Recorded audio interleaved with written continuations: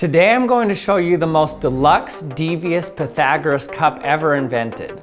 We'll see how it works and discuss the maximum size that this cup can reach before it stops functioning. The Pythagoras cup was invented around 500 BC. It was designed to teach students not to be too greedy. If you fill your cup past the fill line, it will drain the cup entirely, due to a tube in the center that creates a siphon when the liquid reaches the top. However, if you were offered a drink from this cup, you'd know it was obviously a setup. I mean, just look at how weird this cup looks. I'd be suspicious with this big center thing poking out the middle here. It wasn't until 2,500 years later that this cup was finally improved upon, thanks to 3D printers, allowing hobbyists to take on this meaningless task personally.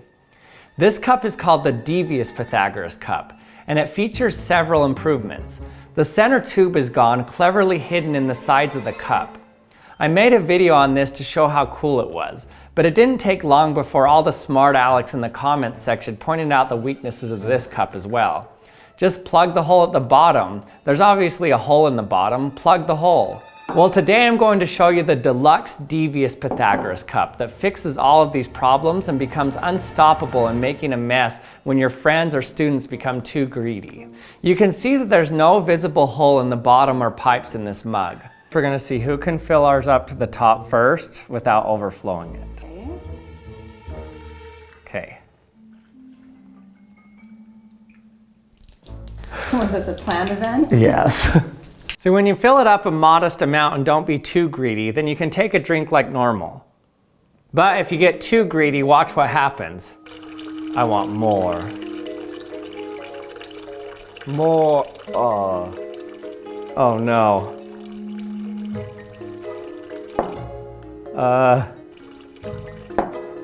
It's all draining. It's all gone. And look, there's no way to stop it. Instead of one hole at the bottom, there's basically a shower head that spreads the water out everywhere. So how does this cup actually work? This cup was created by Robot Noir on Thingiverse. Let's look at a slice of the cup that I printed. You can see that the bottom is angled toward a hidden edge.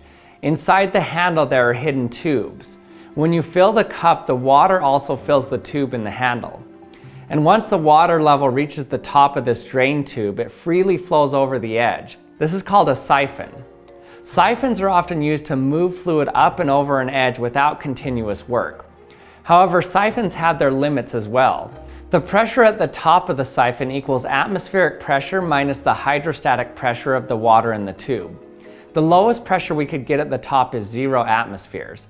But because this is water, we can't reach 0. The lowest we can get is the vapor pressure of the water. At room temperature, that pressure is 0.03 atmospheres. That means that the maximum level we could ever suck anything into a tube is about 34 feet or 10.3 meters. I showed this in a previous video by connecting my vacuum chamber to a long tube, and I couldn't suck the liquid up higher than 34 feet. So we know that a straw cannot suck any liquid up if the straw is longer than 34 feet. So then here's the question. What happens if my Pythagoras cup is 34 feet tall? So the top of the siphon tube in the cup is right at 34 feet. So pause the video right here and be brave and make a comment on what you think is going to happen. Will it be able to drain the cup? Well, we're going to try it and see what happens. The atmospheric pressure where I did this experiment was only 0.9 atmospheres. That means that the maximum straw height at this pressure is about 30 feet instead of 34 feet. So 30 feet is our new maximum straw height limit. So this is my cup. So I'm going to fill up this cup, and right at the bottom is the drain tube or the siphon. It will fill up as well, and when it gets past this point in the cup, then it will drain out here and come out the bottom tube. So instead of a few feet now, I'm going to make this 30 feet long, and this siphon 30 feet long, and then this one comes down to the bottom. Okay, so this is my cup. Starts here, goes all the way up to the top. Okay, here's the top of my tube. I'm gonna start filling it up. Note here that it doesn't matter that my cup is skinny like this. Water pressure doesn't change depending on the width, only the depth. So the same thing would happen if I scaled up a normal cup to be this big. But that would require a lot of volume, and I mean a lot. So that's why I'm just using tubes. Okay, we're almost there. Almost to the top. So we have enough, but we're gonna get greedy. Let's see what happens. Is it gonna drain our cup once it gets to this peak right here?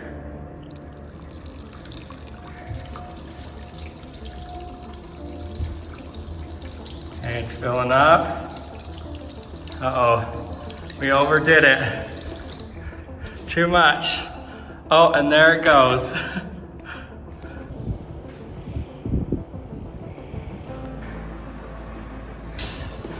Okay, it's still draining. Definitely slowing down. Okay, it's slowed down a lot, but it's getting there, draining it. It drained the entire cup. So who guessed right that this is what would happen?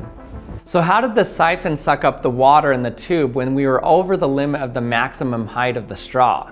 Well, the pressure at the top of the siphon equals the atmospheric pressure minus the hydrostatic pressure of the height of the tube. But the height of the tube is relative to the surface of the liquid that the tube is in. So the true height of the straw in this case is the height of the cup or the top of the siphon minus the level of water in the cup. This means that we don't reach the straw limit until the water from the whole cup has drained. So then what happens if we make the cup even taller than this? Well, let's add about 4 feet to it and see what happens. So I need to add 4 feet to the drain tube here, and I need to add 4 feet to the cup. Now my whole setup is 4 feet longer than before. What happens now? Okay, let's turn it on. Okay, this is just enough. We're not quite greedy yet. But let's get a little greedy. Uh-oh. It's working, it's draining. The cup's still draining. It's not draining anymore. It's stopped right at the bottom. Okay, we've completely stalled right here. At the top, the water's literally boiling, so we're vapor locked at the top. That's what stopped the flow of water. You can see that we're left with water in the bottom of the cup. We're left with about the length of the tube that we added to the cup past the maximum straw limit. Now with this information, we can start to understand what happens as we increase the size of a Pythagoras cup. This graph shows the percentage of liquid that's left in the cup after it drains. At first, as long as the cup is shorter than 34 feet or 10.3 meters, then all of the liquid will drain from the cup once it hits the fill line. But once we start to add height from there, we'll be left with liquid in the cup. If we double the length of the cup past the theoretical straw limit, we can drain our cup halfway. If we double it again from there, then we can only drain our cup about 75% of the way. This continues asymptotically, approaching the point where 100% of the liquid remains in the cup. Now let me show you how easy it was to print these cups thanks to my new Bamboo Lab printers, who sponsored this video. This is the X1 and this is the A1 printer. First, we just downloaded the file and open it in Bamboo Studio. I want to choose specifically where I want the support, so I just paint on where I want them, and then I select the printer and what filament I want it to use. And there we go, we just use the one-click printing and it sends it to the printer. And I could do it from their desktop app or from a phone as well. You can see it has auto leveling and smart monitoring so that it can tell if there's a tangle. In fact, on a print I just did, it detected a defect in the filament I was using and paused the print so I could fix it without it getting clogged. Okay, let's see how they turned out. These are so easy to use and they print lightning fast. You can find and make almost anything. I needed an easier tool than a screwdriver to tighten these clamps, so I printed this tool. I made some organizers from my lab, and I even made this cool battery dispenser. Really, anything you can dream of, you can make. Also, because it can feed the filament into the print head itself, you can actually print different colors on the same print. You can do multicolored prints like this. On each layer, it'll select the color it needs, pull out the filament, and then insert the new filament and purge the head. If you don't need different colors on each layer, you can also just do a print that has separate colors on each piece, and it'll print one whole piece and then the other. Bamboo Lab printers are so easy to use, even my kids love printing stuff they need as well. If you want to make the cups I made here today, or really make anything you want and get started on 3D printing yourself, I'll put a link in the description to these Bamboo Lab printers. And thanks for watching another episode of the Action Lab, and we'll see you next time.